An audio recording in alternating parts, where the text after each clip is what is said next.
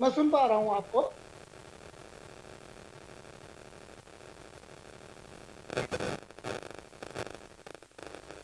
देखिए, इस किसान आंदोलन के जो पक्ष हम या आप जनता देख पा रहे हैं, इसका एक दूसरा पक्ष है जिसके विषय पे कोई बात ही नहीं, और जो सबसे मेरे हिसाब से सबसे महत्वपूर्ण पक्ष है।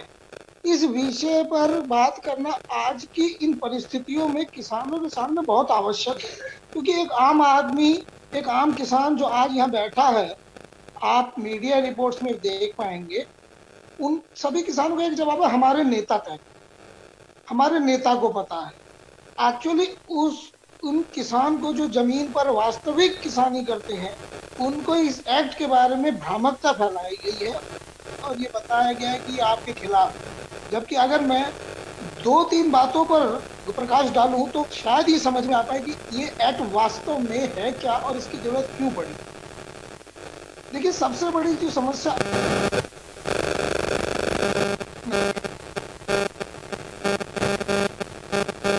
देखिए मैं वही बताता हूँ।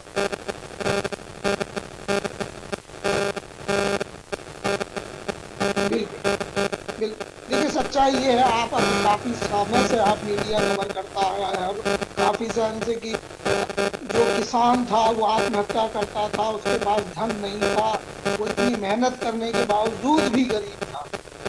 तो सरकार ने जब एक किसानों के लिए एक हितकारी योजना के ऊपर जब गहनता से विचार किया, वहाँ पाया कि आज जो किसान है वो अपने यहाँ पर जो भी उत्पाद करता है, जो भी उगाता है, उसकी अगर सही कीमत नहीं मिल पाती, इस कारण से वो आज कर्ज के अंदर दब रहा है और इस कारण वो खुदकुशी करता है। तो उसका सबसे बड़ा जो इलाज था इसका, इस दुविधा को दूर करने का, वो ये था कि उचित मूल्य मिलना।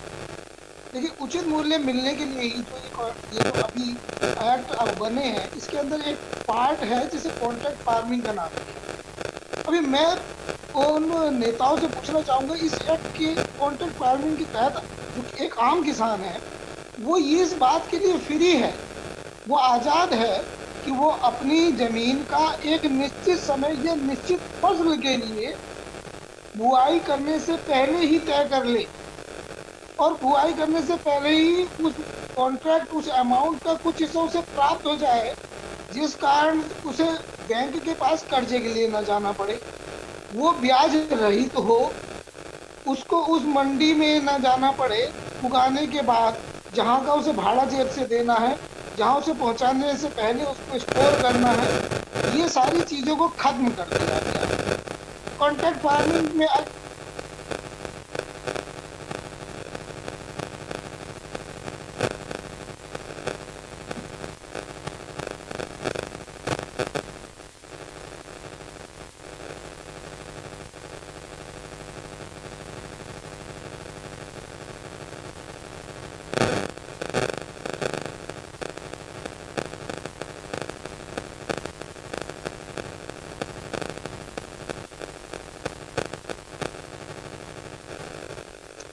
देखिए, पहली चीज अगर इसको देखो कि कोई भी कॉन्ट्रैक्ट जो होता है, चाहे वो किसी भी प्रकार का हो, भारतीय संविदा अधिनियम के तहत किया जाता है, और उसके लिए उसके तहत आप किसी भी सिविल न्यायालय में जा सकते हैं। पहली चीज, वहां पर आपको ये कानून बाधित नहीं।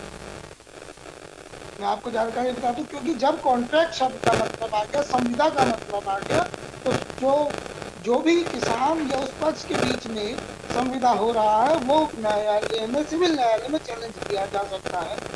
इसके लिए भारत सरकार एक स्पेशल लिख कर देने को तैयार है, जिसके ऊपर पहले ये सहमति नहीं थी कि एसडीएम को, अब ये सिविल न्यायालय के पक्ष में जो पहले भी न्यायालय के तहत आता था। तो यहाँ पर ये आपका ये सवाल कि वो जा सकता है, नहीं, वो बिल्कुल जा सकता है।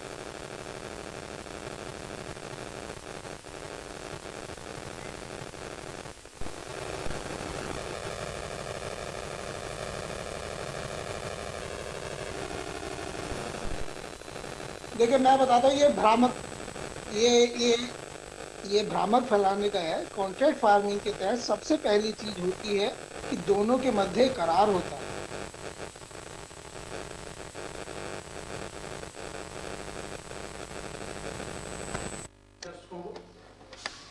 देखिए आवश्यक भंडारण नियम का जो ये था, अभी तक हमारे यहाँ क्या होता है कि जो आवश्यकता वस्तुओं के लिए एक हमने लिमिट फिक्स किया हुआ था कि इस फसल की इतनी सीमा से अधिक कोई भी व्यक्ति इसका उत्पादन, अब उसके लिए होता क्या था कि उसका फिर भी मिसयूज करते थे, और बड़े जो दलाल हैं ने किसानों के, वो अपने पास गलत तरीके से कानून को ठेंगा दिखाते हुए उसका इस्तेमाल करते थे और अपनी अनुसार कीमतों को तय करते थे।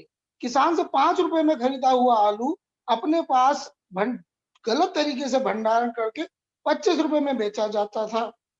आज इसी के कारण जो ये भंडारण के जो लिमिट है उसको हटाने का जो मुख्य कारण है वो केवल ये है कि जब आपके पास, आपको पता है भंडारण की कोई लिमिट नहीं है तो आप भंडारण करेंगे ही नहीं, और जब आप भंडारण नहीं करेंगे तो आप किसी भी वस्तु की कीमत को अपने मन मुताबिक बाजार में ना बढ़ा सकते हैं ना घटा सकते हैं। तो क्या ये किसान के मेरे साथ है, मैं अगला क्वेश्चन नरेश तोमर जी से लेना चाहूंगा। सर, ईस्ट इंडिया कंपनी देश में आती है। ईस्ट इंडिया कंपनी हमारे यहाँ भंडारण का अलग नियम रखती है। उस नियम के तहत देश में कालाबाजारी बढ़ती है। 1955 में संशोधन किया जाता है कि आपको आवश्यक वस्तु भंडारण एक सीमित समय के लिए सीमित मात्रा में किया जाएगा।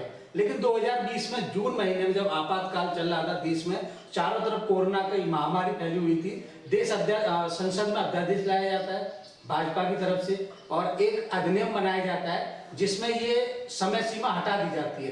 क्या कहना चाहेंगे आप? देखिए 1947 में देश आजाद हुआ, उसके बाद में एक भंडारण की एक नीति बनाई गई जिसमें ये कहा गया आपदा के समय या कोई देश पर हमला हुआ है, युद्ध के समय जो है भंडारण जो है वो भंडारण नहीं माना जाएगा, कहीं से भी किसान कहीं से भी जो है सामान लिया जा सकता है। भंडारण की एक स्थिति जब ये देखिए अब के 60 साल बाद में से क्या आवश्यकता हुई आपातकाल के दौरान, जिस समय महामारी फैली हुई है, कोरोना काल है, ऐसी क्या जल्दी सरकार को थी कि उसने जो है ये 3 कानून लेकर आई।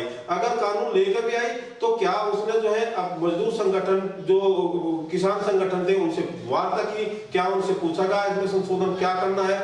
खुद एक आरएसएस का संगठन है किसान मजदूर किसान संगठन, उसको उससे भी सुझाव नहीं दिया गया। तो ऐसे में जिस तरह की बात सरकार कर रही है वो परे है। अभी भी जो है भारत के किसान अभी भी सड़कों पर है और दिल्ली के चारों तरफ जो है किसान है। रात भी सुनने में आया कि जो गृह मंत्री है उनके द्वारा वार्ता के लिए किसान संगठन बुलाए गए, उसमें भी एक नीति ऐसी नीति चली सरकार ने, अब जो सबसे बड़ा किसान संगठन है उसको ही वार्ता के लिए नहीं बुला। तो कहीं ना कहीं किसानों के बीच में कैसे फूट डले, कैसे ये यहाँ से जाए, ये सब जो है किसान सरकार की नीति चल रही है। सरकार को चाहिए कि वो किसानों से बात करे, किसान संगठन को बुलाए और उसमें क्या संशोधन हो सकता है या उसका क्या बदलाव हो सकता है उस पर वार्ता करे और किसानों को अपने घर जाने दे। जी बिल्कुल। जैसे सर मनोज शर्मा जी आपने सुना तोमर जी के अपने विचार है, वकील साहब पेचीदगी से बता रहे हैं कि कहाँ पर कमी है। आपको क्या लगता है सरकार और किसानों के बीच में कहाँ असमंजस है? देखिए, जैसा किसानों की बात आप कर रहे हैं, वकील साहब की बात भी सुनी और मेरे मित्र की बात भी मैंने सुनी। प्रॉपर जानकारी ना होने के कारण मेरे मित्र को पूरी जानकारी नहीं है। किसानों की जो बात है वो लगातार सरकार से चल रही है। और रही बात किसानों का जो बड़ा दल है उसको ना बुलाना, किसान के कुछ दल ऐसे हैं जो किसानों को बरगला रहे हैं। आज किसान सड़क पे है, किसानों के संगठन की वजह से सड़क पे है। अगर किसान की बात मानने वाली बातें सारी की सारी बातों पे बराबर सरकार बात कर रही है और सरकार की जो नीतियां हैं उन पे काम हो रहा है। जब ये कानून बना उस टाइम पे जी जब ये कानून बना उस टाइम पे सबसे सलाह ली गई। किससे सलाह ली गई? कृषि वैज्ञानिक होते। कौन कृषि वैज्ञानिक थे? उनका एक दो का नाम आपको पता है? कौन किसान संगठन थे? एक दो का नाम आपको पता है? कोई कौन थे? संगठन? अरे आप बताइए ना, आप कह रहे कौन सा संगठन वहां पे वार्ता हुई हुई है जिसमें जो है किसान आपकी संगठन अगर वहाँ पे वार्ता हुई है, अगर ये संशोधित बिल लेकर आई है सरकार, तो कौन से किसान संगठन थे जिनसे सुझाव दिए गए? आप एक का नाम दीजिए। ये संगठन नहीं है क्या? तो संगठन जा रहे हैं। सरकार बात किससे कर रही है? सरकार बात किससे कर रही है? अब तो मजबूरी में कर रही है। जब किसान यहाँ आके बैठ गए, जब किसान जो है यहाँ बैठ गए, आप लोगों ने किसान आए थे, आप लोगों ने किसान को ऊपर चलाया। आपको ये नहीं पता कि आपको ये नहीं पता कि किसानों की बातें क्या है, उनकी बात क्या है? आप क्या नहीं बनाने आएगा किसान यहाँ पे। ये जो अध्यादेश जारी हुआ, इस अधिनियम में आपको किस किसान हित में क्या नजर आ रहा है? पूरी की पूरी कहीं कहीं देखो, अगर किसानों को कोई दिक्कत है, उसको किसानों की बात सरकार ने लिखित में भी ली है, सरकार भी लिखित में देने के लिए रेडी है। आप बोल रहे हैं कि एमएसपी लिखित में देने के लिए तैयार है, वो तो गृह मंत्री ने कुछ किसान भी आटे हैं। हाँ, यस और नो में क्वेश्चन मार्क। वो कह रहे हैं आपको बताइए इसको, हैं? आप गए मीटिंग में? अरे वार्ता में कवरेज किया हमने, वहां से सारी बात। क्या बात हुई है कल? आप बताएं। कल उसने कहा हम संशोधन करने पर लिखित में कुछ भी नहीं देंगे हम आपको, आप जाइए। एक तरीके से सरकार लॉलीपॉप देने की कोशिश कर ये रही है। क्या ऐसी कोई बात नहीं है, ऐसी कोई बात नहीं है। कुछ संगठन चाहे वो विरोधी पार्टियों के हों, विपक्षी दल जो हैं, कल बता रहे हैं कि एक चंद्रशेखर वो भीम आर्मी के कुछ लोग किसानों को बरगलाने के लिए गए थे। ऐसा काम किसानों ने साफ तौर से मना कर दिया। राजनीतिक दल कोई लड़के को क्यों बैठा रहे हैं? बैठा राजनीति की बात खाना देने जाएंगे तो मंच किसी को, किसी भी राजनीतिक पार्टी को मंच नहीं दिया उन्होंने। क्यों नहीं दिया? कौन सा बताइए आप, एक बताइए। अरविंद केजरीवाल ने उनको वापस कर दिया, मंच ने उनको भी दिया, वापस नहीं किया। अरविंद केजरीवाल ने खुद कहा मंत्री के तौर पर नहीं आया, मैं एक जो है नंगर बांटने के लिए मैं आया हूँ। फिर नंगर क्यों खा रहे हो? मंच नहीं दिया उसको। किसानों को बरगला रहे हैं, आप असली किसानों की बात ही नहीं कर रहे हैं। आपको पता ही नहीं है कि बिल क्या है। किसानों का हित अगर होता है तो उसमें आपको दर्द है।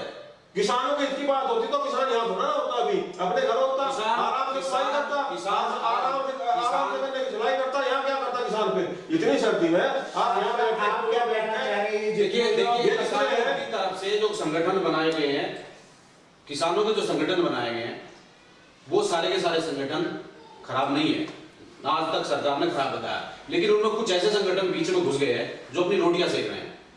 भाई साहब को प्रवक्ता बना के भेज दिया है, भाई साहब किसानों की बात कवरेज करने क्या जाते हैं? आपको पता है कि उसके बाद किसान आज सड़कों पर है। आपको पता है कि किसान 6 दौर की वार्ता होने के बाद में 14 दिन आज किसानों को हो गए, उसके बाद भी किसानों की बात सुनने के लिए कोई भी सरकार तैयार नहीं है। किसने बोल दिया? किसने बोल दिया? जुड़े हुए हैं। अगर वार्ता करती तो आज किसान अपने घर होते ना, यहाँ क्या करते किसान? शर्मा जी क्या कहना चाहेंगे? जैसे कि मेरे दोनों साथी एक दूसरे पर आरोप प्रत्यारोप लगा रहे हैं, पक्ष और विपक्ष की बातें हो रही है, आपका क्या मानना है इस बारे में?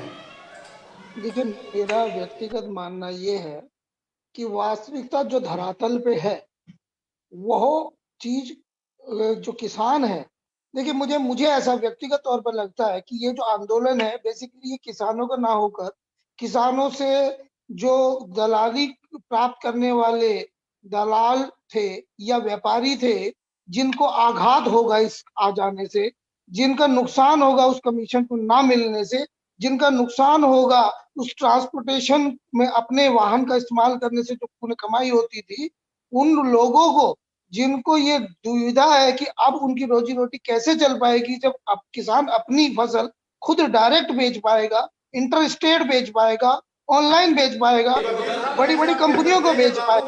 किसान जो है दिल्ली की सड़कों पर बैठे हैं, क्या ये किसान जो है गरीब नहीं है? क्या ये अमीर है?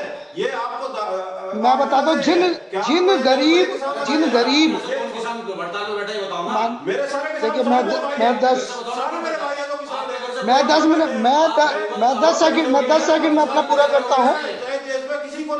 देखिए आप मुझे 10 मिनट दीजिए, मैं 10 मिनट दीजिए, मैं दलाल आपको लगते हैं क्या?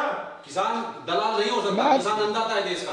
अन्नदाता तो मानने को नहीं। देखिए मैं आपको बताऊं, जिन किसानों को इस बारे में एक क्वेश्चन मैं आपसे पूछना चाहूंगा। महात्मा गांधी जी ने अंग्रेजों के खिलाफ आंदोलन किया, अगर महात्मा गांधी जी को उस समय अगर दलाल कहा जाता या महात्मा गांधी बीच में देखिए आप अपने शब्द सुनिए, या आप कहने, असल समस्या ये है, आप बात को कहने से पहले रोक देते हैं, और अधूरी बात और अधूरा ज्ञान हमेशा घातक रहा है। और अधूरे ज्ञान का ये कारण है बॉर्डर। अधूरे ज्ञान का कारण है ये बॉर्डर जो कर रहे हैं, क्योंकि आपको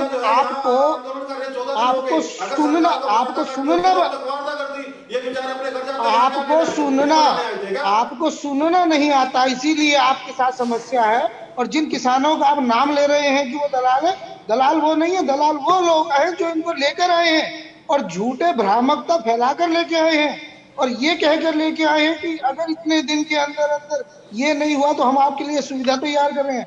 ये गरीब किसान घर से खाना नहीं लाया, ये दलाल तो वो व्यापारी इनके लिए वो व्यवस्था करवा रहा है जिससे किसान इनके झूठे वादों पर वो टिके बैठे रहे।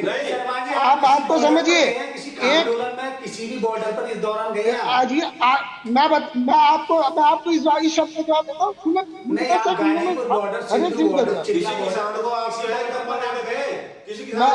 आपको जवाब दे तो रहा हूँ, आप जवाब ले तो सही, आप जवाब ले तो सही।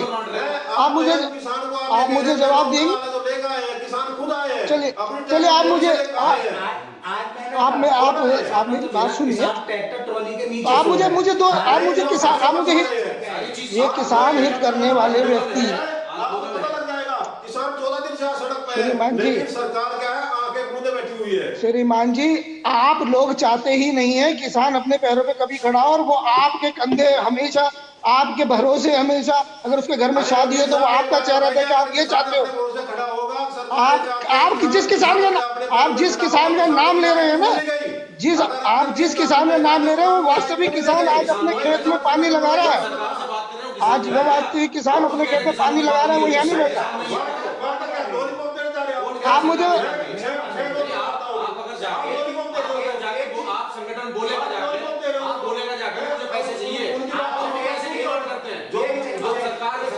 ये अच्छा, चलिए आप मुझे बताएंगे जितने किसान संगठन हैं, जितने ये किसान संगठन के नेता हैं, इनके जो व्यापार है वो उनकी घोषणा कर सकते हैं सार्वजनिक तौर से।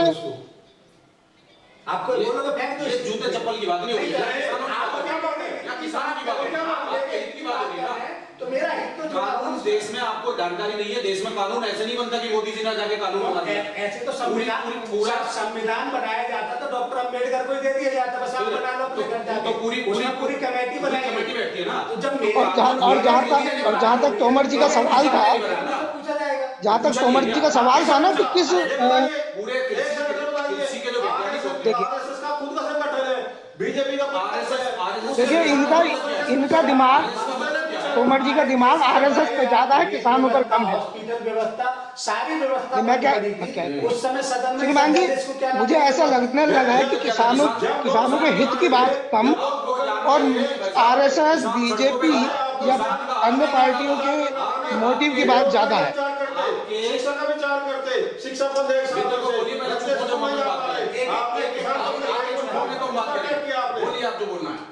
एक बात करिए। हाँ जी, आप बताइए क्या कहना चाहते हैं। किसान भंडारण नहीं करता था, भंडारण करते थे बड़े व्यापारी।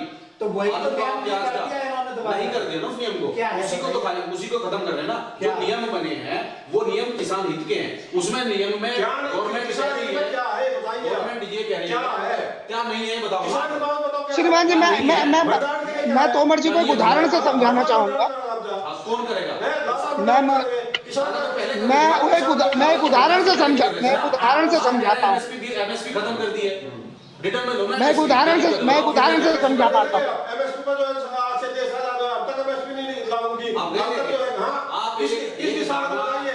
किस किसान को बताइए?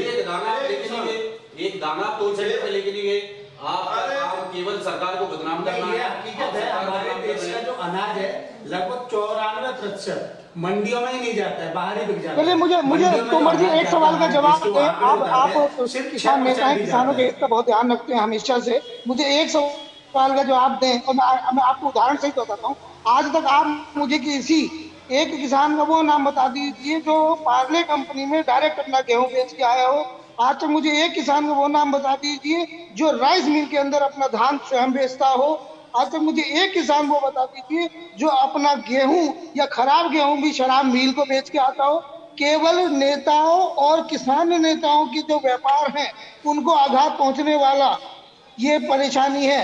एक किसान जिसका वास्तविक मूल्य उसे प्राप्त होने वाला है, उसे कोई परेशानी नहीं है। आज आपको रिपोर्ट की आप बात करते हैं किसान हित की, चलिए मुझे आप बताइए दीजिए कि अगर एक आपके गांव में रहने वाले 10 किसान, 1000 गांव का है, अगर आपके गांव में रहने वाले केवल 10 किसान का कॉन्ट्रैक्ट डायरेक्ट किसी बड़ी मल्टीनेशनल कंपनी पार्टनर जी से हो जाए और वो ये कहें कि आप हमें 10,000 किलो गेहूं आप हमें देंगे अपने गांव से, तो ये आपके हित की बात होगी या अहित की बात होगी? मुझे आप इस बात पर जवाब देते। सर हित की बात आप बात करते आप किसान का नुकसान हो गया, किसान का नहीं, व्यापारियों का, दलालों का नुकसान है ये। वो कहेगा कि मुझे नंबर 1 क्वालिटी का चाहिए जो बी और सी श्रेणी का। हाँ, क्योंकि समस्या ये है क्योंकि आप जैसे नेताओं को वो कमीशन नहीं मिलेगा।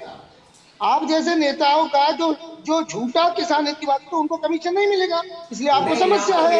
एक आम किसान को समस्या इसलिए नहीं है, लेकिन अच्छी अगर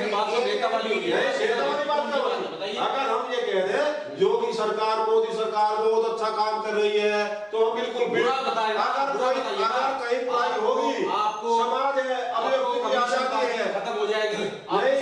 मुझे कौन सा किसान था, मैं एक पत्रकार हूँ, मुझे लेकिन किसानों के हित में कानून नहीं था। अगर कानून था तो समय पे लेकर आती। अभी जो है जब आपातकाल चल रहा, महामारी चल रही, उस दौरान जो है आप कैसे कानून लेकर आए ये बता दीजिए। अगर लेकर आए तो लिखित में क्यों नहीं दे रहे आप उसको? नहीं, लिखित में कौन कह रहा नहीं दे रहे? सरकार से बराबर बात चल रही है ना, सरकार की बात मुझे ऐसा है थोड़ी सी जानकारी की कमी है तोमर साहब को। ये बराबर बात पहले क्यों नहीं की? किसान तोमर साहब को अगर जानकारी की कमी है तो मैं सूचना दे दूं। 50 नहीं है, आप ऑर्डर बताइए, देखिए देखिए वहाँ किसानों को नहीं लेके जाते आप। नहीं शर्मा जी, मैं आपको एक नई जानकारी के लिए बता दूं। जो आज प्रस्ताव के लिए रखा गया था, नितिन जी कुछ बता रहे हैं। देखिए आज जो प्रस्ताव, कल जो मीटिंग हुई थी और आज जो प्रस्ताव के लिए रखा गया था, तो मैं भाई साहब को जानकारी के लिए दे दूं कि भाई साहब कह रहे किसने कहा, क्या कहा। ये जो विवादों का विषय था, केवल इसी विवादों को कि कहा भी या नहीं कहा, क्योंकि किसान नेता अंदर शायद हो सकता है कुछ बात होती हो, बाहर आके कुछ बात बताते हो, इसीलिए केवल आज वो प्रस्ताव लिखित में दिया गया है। अगर आप पढ़ना चाहते हैं तो उसे भारत सरकार के किसी मुताबिक साइट पर जाकर देख सकते हैं, लेकिन भ्रामकता न फैलाएं। आप वास्तविक ग्राउंड धरातल पे कागजों में ब्लैक एंड व्हाइट पे कोई बात नहीं करते। आपके पास जब कागजी रूप में बात करने की बात आती तो आपका जवाब नहीं होते। आप अहित की बात करते हैं। अहित क्या है ये आपको पता नहीं होता, आपको एमएसपी नहीं पता, आपको क्या मैं तोमर साहब से पूछना चाहूंगा, पत्रकारिता में आपको आज पता है कि कितनी फसलों पर, गिनती की कितनी फसलों पर एमएसपी दिया जाता है? आप बता पाएंगे क्या मुझे? और श्रीमान जी पहले बात आप सुनना सीखिए, सुन लेने में बुराई नहीं होती, ज्ञानवर्धन होता है। नहीं है तो हम आपको बता देते हैं, ठीक है ना? आप हित की बात कर रहे हैं, आपको किसान की वास्तविक समस्या नहीं पता। आप किसान, आपने आपका वक्तव्य देखिए, आपका वक्तव्य मैं बता दूं, ठीक है ना? आप उसके बावजूद ये वही किसान नेता है, ये वही किसान नेता है जो एमएसपी पर माल बेचने के लिए किसान का रजिस्ट्रेशन नहीं होने देते। मंडी समिति अध्यक्ष के साथ मिलकर, इसका प्रत्यक्ष प्रमाण आपने भी यूपी में देखा होगा। 2 क्विंटल है, क्या वो दिल्ली बेचने जाएगा या आसपास की मंडी देखेगा? मंडी आपने स्थापित की नहीं, 50 किलोमीटर मंडी होनी है आपको। अगर मैं आपसे जानकारी चाहूँ ना तो आपको शायद ये भी ना पता हो कि एमएसपी पर कौन किसान माल बेच सकता है। आप एमएसपी की बात करते हैं, आप मुझे बता पाएंगे कि एमएसपी पर किस किसान को अधिकार है माल बेचने का? किस किसान को अधिकार है ये जानते हैं? आपको नहीं पता श्रीमान जी। अगर आप हित की बात करते हैं तो आप किसानों का सबसे पहले वो पंजीकरण रुकवाइए जो आप के किसान नेताओं ने आज अड़ंगे लगाकर समिति अध्यक्षों के साथ मिलकर पंजीकरण नहीं होने देते हैं। लेकिन उस लेवी तक पहुंचने का रास्ता बहुत कठिन है। इस बात से नकारा नहीं जा सकता। कठिन, देखिए मैं आपको बताऊं, किसान को कुछ बोलता है ना, आप बिल्कुल सरल भाषा के तहत, सर्वे के लिए ये पूछता है, बिल्कुल सरल भाषा में बात, तो कितना निकलेगा? संविधान के तहत इस एक्ट को लिखा गया है, कमी केवल पढ़कर बताने वाले की है, ये बताइए, कमी केवल पढ़कर बताने वालों की है। हल्ले के तहत किसी भी प्रकार के हल्ले से सत्य छुपता नहीं है, किसी भी प्रकार का हल्ला करने से सत्य नहीं छुपेगा। और इतनी परसों देंगे हम इसको, बाकी परसों मंडी खुलेगी। सर अभी दिल्ली यूपी गेट पर थोड़ी देर पहले हम लोग वहां पर थे, तो किसान आंदोलन में एक मैं इससे हटके एक प्रश्न लेना चाहता हूं आपसे वकील साहब। तो वहां पर किसान आंदोलन में कुछ चैनल, जिनका मैं नाम नहीं लेना चाहता हूँ, वो वहां पत्रकारिता कर रहे थे। तो कुछ किसान नेताओं ने वहां पर, कुछ किसानों ने उनको घेर लिया, और मेरे पास वीडियो भी मौजूद है, अभी चलाएंगे उसको, वीडियो को दिखाएंगे। तो उसके होटिंग कर रहे थे, उनको वहां पर कुछ बोलने नहीं दे रहे थे। तो क्या आपको लग रहा है कि मीडिया, जो भी मीडिया किसान हित में बात कर रही है, सिर्फ इन जगह पर उन्हीं को बोलने दिया जा रहा है? देखिए मैं आपने बड़ा अच्छा सवाल किया, और आप कारण को समझिए, आप कारण को समझिए कि वो उनकी रूटीन कर रहे हैं। और दूसरी बात, मुझे इस बात से बड़ा विरोध है कि वहां पर जो धरने पर बैठने वाले कुछ नेता को हम किसान कह रहे हैं। बेसिकली वो किसान नहीं है, वो किसान को मैनेज करने वाले व्यापारी हैं, जिनको अपनी भविष्य में जो इनकम थी दलाली की, कमीशन की, सेटिंग को खत्म हो सकते हैं, लेकिन आप नेता बोल सकते हो, उनको किसान नेता बोल सकते हैं। वो किसान नेता, ये किसान ही तो है जिनका अहित हो रहा है। अब मुझे बात रही मीडिया की, वो हुटिंग क्यों कर रहा है? देखिए समझिए आप बात, मेरी बात को समझिए। मैं आपकी बात कर रहा हूँ, ये शब्द नहीं बोल सकते जो इनको बोलना है। देखिए देश के प्रधानमंत्री, अगर आप किसी दल को एक श्रीमान जी मैं आपको बताऊं, इस देश में भी इतनी अराजकता नहीं हुई है, इस देश में भी इतनी अराजकता नहीं हुई है कि आप सड़क बंद करें और हम अपनी अभिव्यक्ति भी ना कह पाए, ठीक है? और मुझे हिंदुस्तान का कोई कानून, मुझे हिंदुस्तान का कोई कानून अपनी अभिव्यक्ति से बोलने के लिए नहीं रोकता, ठीक है? अगर आपको ऐसा लगता है, इस बात को हम आपकी को पूरी तरीके से मान रहे हैं, लेकिन दल का नेता तो मोदी जी भी है, आप वही शब्द उनके लिए यूज कर सकते हैं। देखिए मैं दोबारा से रिपीट कर रहा हूँ, कुछ हुटिंग करने वाले तथाकथित किसान नेता ही हुटिंग कर रहे हैं, और इसलिए कर रहे हैं तो उनकी दुकानें बंद होने वाली हैं, उनकी दुकानें बंद होने वाली है। मैं उनको बता दूं इस चैनल के माध्यम से कि आप अपना जो दलाली की दुकानें हैं, किसानों की मेहनत पर अपना जीवन चलाने वालों की दुकानें जल्दी बंद होने वाली है। अभी 5 रुपए के लग रहा है कि इनको मतलब किसानों के ज्यादा दिख नहीं रहा। सर एक चीज बताइए, जैसे पहले बिल में इन्होंने आवश्यक वस्तु भंडारण, जिसमें आवश्यक वस्तु में हमारे चावल, दाल, नमक, तेल, घी, आटा, ये सारी चीजें आती हैं, ये लेकर के इससे इन्होंने समय सीमा और उसको भंडारण की जो स्थिति है उसको हटा दिया। सरकार का पक्ष है कि इससे किसानों को फायदा होगा, क्योंकि किसान आलू अभी तुरंत बेचने जाता है तो उसको वो रेट नहीं मिल पाता है जो रेट वो 4 महीने बाद ले लेगा। तो क्या इस देश में इस स्थिति में किसान है कि वो अपनी फसल को 4 से 6 महीने रोक सके? देखिए पहले मैं कहूंगा कि जब आपको केवल 10 मिनट में कवर करता हूं, आज हमारे पड़ोसी देश चाइना में खाद्यान्न समस्या उत्पन्न है, आपको जानकारी होगी। क्या हमें आने वाले समस्या आने के पहले उसका इलाज कर लेना समझदारी नहीं है? क्या आज हमारा पड़ोसी देश चीन इतना बड़ा, हिंदुस्तान का 60 से 65% बाजार पर कब्जा रखने वाला खाद्यान्न के लेकर परेशान है, हमारे से खाद्यान्न मांग। क्या आज हम उससे सबक लेते हुए अपने देश में वो व्यवस्थाएं पूर्व में नहीं कर सकते कि हमें कल को वहां व्यवस्था ना?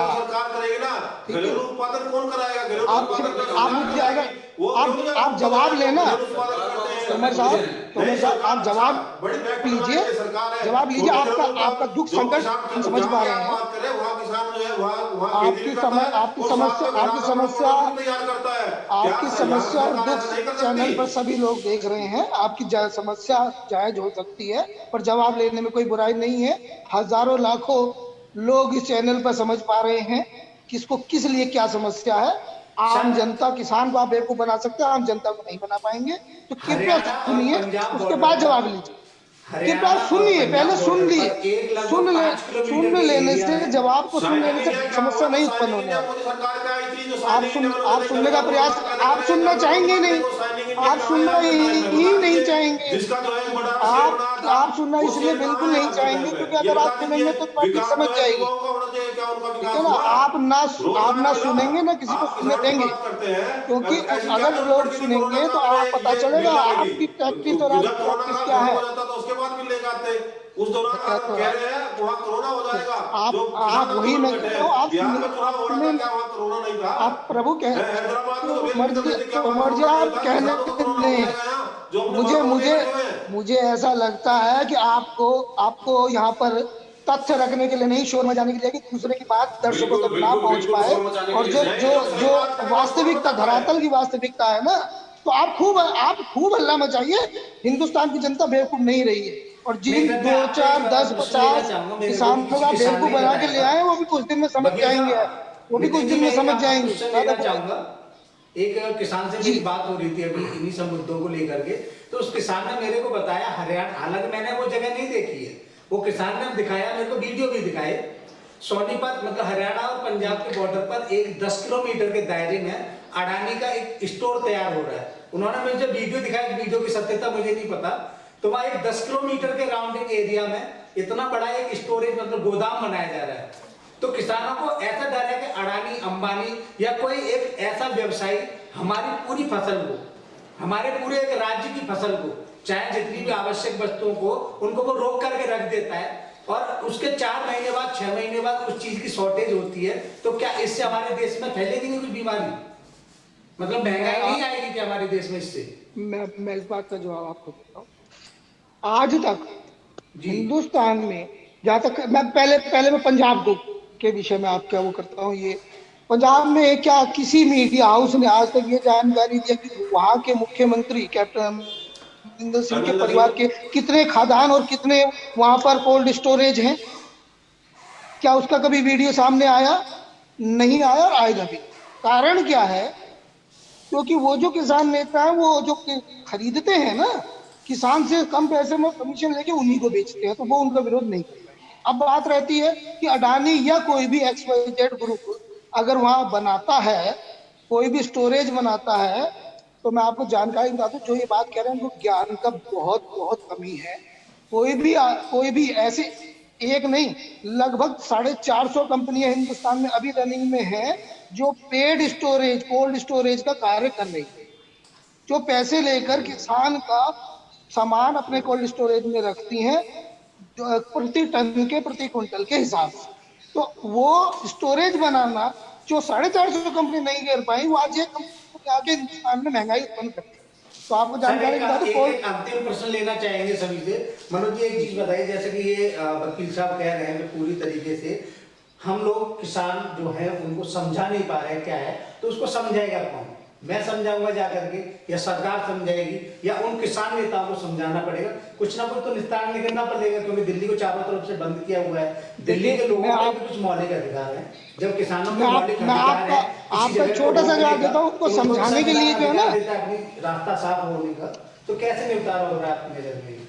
देखिए, किसानों से फिर वही बात आती है, बार बार लगातार बात हो रही है, और आज की वार्ता को कैंसिल इसलिए किया गया था कि लिखित में ये मांग रहे थे, इधर से सरकार भी देगी, इधर से ये भी देगी, और इनका समाधान जल्दी निकल जाएगा। 1-2 दिन में, ज़्यादा लंबा टाइम इसमें लगना नहीं है, क्योंकि दोनों पक्षों से कुछ थोड़ी थोड़ी चीज़ें बची हैं, किसी चीज़ों पे तकरार इनका है, तो उसको आज वो सिंधु बॉर्डर पे किसानों की भी अपनी एक मीटिंग चल रही है, उसमें जो निष्कर्ष निकलता है वो जल्दी इसको हल कर लिया जाएगा। गवर्नमेंट भी इसको लेकर बड़ी चिंतित है, और ऐसा नहीं है, किसान अन्नदाता है देश का, किसानों के प्रति गवर्नमेंट का रवैया बहुत नरम और बिल्कुल जैसे होना चाहिए ऐसे है, उसमें कोई दोहरा नहीं। मतलब आप इस चीज से सहमत हैं कि किसानों की बात को अनदेखा नहीं करेगी सरकार? कर भी नहीं रही है, अनदेखा नहीं करेगी, अनदेखा कर ही नहीं रही है।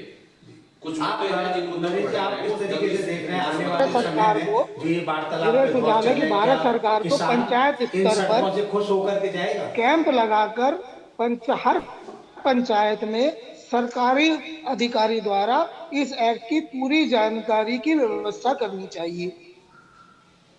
जिस प्रकार से हम मंडियों को ग्राम पंचायत स्तरों तक पहुंचाने का प्रयास कर रहे हैं, इसी तरह इसकी जानकारी, इस एक्ट की जानकारी, इस एक्ट के नफे नुकसान की जानकारी जिला स्तर अधिकारियों द्वारा पंचायत स्तर पर किसानों के पास पहुंचानी चाहिए। ये आंदोलन 12 घंटे में समाप्त हो सकता है अगर किसान इसकी एक्ट की अच्छाइयों को और सत्यता को समझ पाए।